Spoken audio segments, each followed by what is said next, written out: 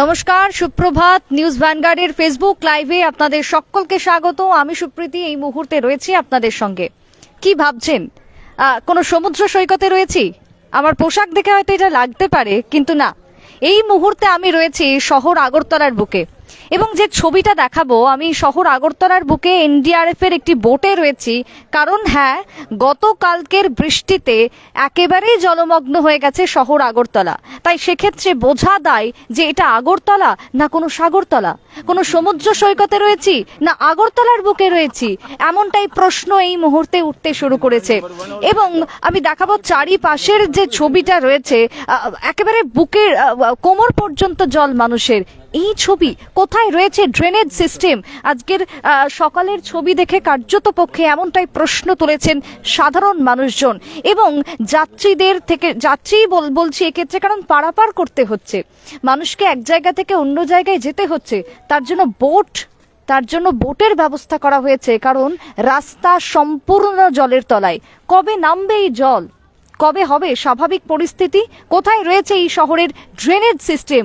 আগরতলা পুর নিগমের ভূমিকাটাই বা কি গতকালকের এই দিনভর বৃষ্টিতে? এমনটাই প্রশ্ন উঠতে শুরু করেছে। এই মুহূর্তে আমি যে বোটে রয়েছি, সেই বোটে একটা একেবারে খুদে রয়েছে, তার সাথে একটু কথা বলবো। স্কুল ড্রেস পরা রয়েছে, খুব স্বাভাবিকভাবে বোঝা যাচ্ছে যে সে স্কুলে গেছে বা স্কুল থেকে ফিরছে। তুমি কোথায় গেছিলে? আমি হোলি ক্রস স্কুলে গেছিলাম। এবং স্কুল কি ছুটি হয়ে গেছে? হ্যাঁ। কেন? স্কুল এই টাইমে আমাদের স্কুল ছুটি হয়। আজকে কি কোনো পরীক্ষা ছিল? হ্যাঁ। পরীক্ষা হয়েছে? হ্যাঁ। আজকের এই বৃষ্টি এবং এই জলের মধ্যে সবাই কি যেতে পেরেছে? হ্যাঁ। এখন কি পরিস্থিতি? এই যে বোটে করে ফিরতে হয়েছে, আগে কখনো ফিরেছো এভাবে? না, কোনো সময় আগে ফিরিনি এরকম। এই প্রথমবার? হ্যাঁ। অর্থাৎ এই প্রথম সে স্কুল থেকে ফিরছে, তাও আবার এই বোটে করে।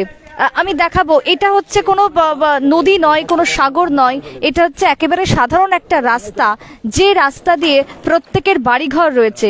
কিন্তু এই রাস্তা দিয়ে যারা মানুষজন যাতায়াত করছেন, তাদের অবস্থাটা একবার দেখাবো। এই যে আজকে এই ছোট্ট স্কুল পড়ুয়া বাচ্চাটি নামছে, তার সে প্রায় ডুবে যাওয়ার মতন জল তার রয়েছে। তাই এই যে ছবি দেখা যাচ্ছে, তাকে ঘিরে কিন্তু এক প্রকার চিন্তা এবং এক প্রকার প্রশ্ন উঠে আসছে শহরের এই মুহূর্তের যে ছবি, সেই ছবিকে ঘিরে। আমি দেখাবো এনডিআরএফ এর একাংশ বোট এখানে রয়েছে এবং সেই বোটগুলো করে মানুষকে পারাপার করা হচ্ছে। যারা বেরিয়েছেন, যাদেরকে বেরোতেই হবে, তাদেরকে নির্দিষ্ট স্থানে পৌঁছে দেওয়ার জন্য এনডিআরএফ এই মুহূর্তে তারা রয়েছেন। কিন্তু কিভাবে? আমি যত ভিতরের দিকে ঢুকবো, ততই কিন্তু আরো অধিক জল এই মুহূর্তে পরিলক্ষিত হচ্ছে। এই বোটে আরো এক দিদি রয়েছে, আমি একটু কথা বলে নেব। দিদি, কোথায় গেছিলেন? আমি বাড়া থাকি, আমরা ঘরের দিকে, আর ওখানে গেছিলাম কাজে। তো এই যে আজকে বোটে করে ফিরছেন, আর কখনো কি বোটে করে যাতায়াত করেছেন? না, আর গেছি না, এই প্রথম। আমি তো নতুন আইছি আগরতলা, অনেক বেশি দিন হয়েছে না। আগে কি এই জল দেখেছেন? না, আমি দেখছি না। কি বলবেন? কি আমার অসুবিধা হইতেছে আর কি। অর্থাৎ এই জল আগে কখনো দেখা যায়নি, যে জল আজকে দেখা গেছে। এবং প্রত্যেকের মুখে মুখে একটাই প্রশ্ন, আগরতলা পুর নিগমের ভূমিকাটা কোথায় এক্ষেত্রে দাঁড়িয়ে?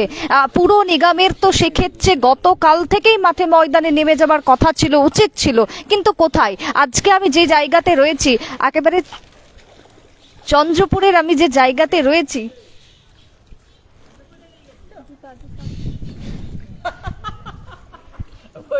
চন্দ্রপুরে আমি রয়েছি, কিন্তু শুধু চন্দ্রপুর নয়,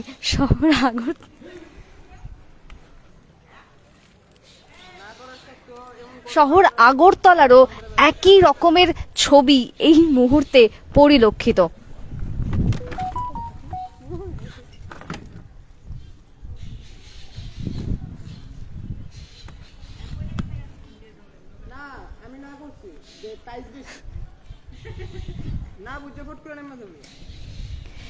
এনডিআরএফ এর এই মুহূর্তে যিনি রয়েছেন, একটু কথা বলে নি, একটু সাইডে চলে আসবেন।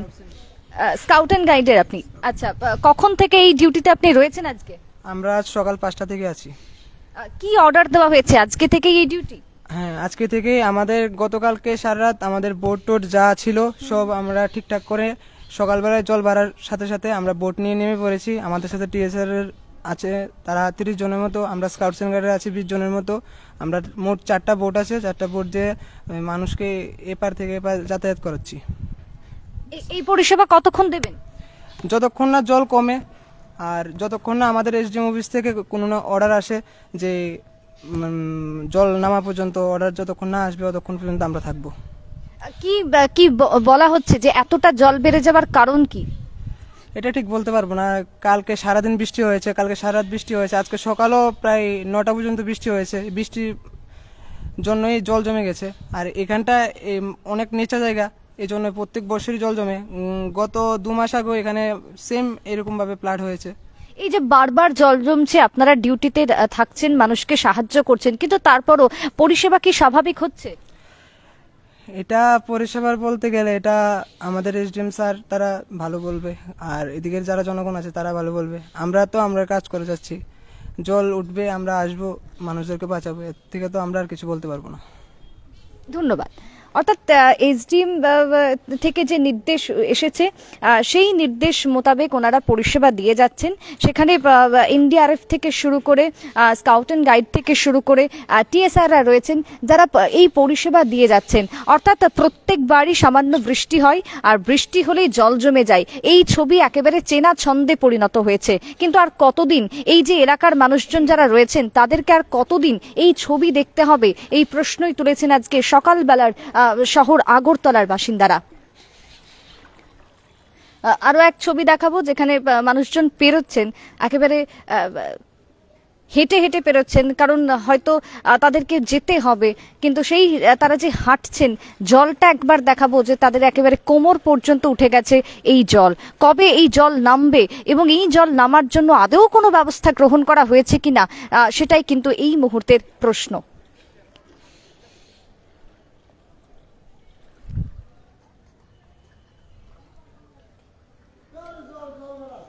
আজকের সারাদিন দিনভর এই সমস্ত আপডেট নিউজ ভ্যানগার্ডের পর্দায় একেবারে গ্রাউন্ড জিরো থেকে আমরা তুলে ধরবো। তবে আপাতত এখানেই বিদায় নেব ফেসবুক লাইভ থেকে, এবং বিদায় নেবার আগে যে ছবি আমরা দেখাচ্ছি একেবারে দেখতে পাচ্ছেন যে কত কত মানুষ সেখানে দাঁড়িয়ে রয়েছে, যারা আসার অপেক্ষায় রয়েছেন। এনডিআরএফ এর একটা করে বোট সেখানে যাচ্ছে এবং মানুষদেরকে নিয়ে আসছেন। অনেকেই রয়েছেন যারা দেখাচ্ছি এই মুহূর্তে, যারা এই হাঁটু সমান জল বা কোমর সমান জলকে নিয়ে তারা পারাপার হচ্ছেন এবং তারাও সেই জায়গাতে হাঁটছেন। কারুর বুক অবধি জল চলে গেছে, তো কারুর কোমর অবধি জল পৌঁছে গেছে। এই ছবি অন্য কোথাও নয়, একেবারে শহর আগরতলার এই ছবি আপনাদের দেখাচ্ছি একেবারে সরাসরি চন্দ্রপুর থেকে। পরবর্তী আবারও আপডেট নিয়ে আসবো আমরা, তবে আপাতত এখানেই বিদায় নিচ্ছি।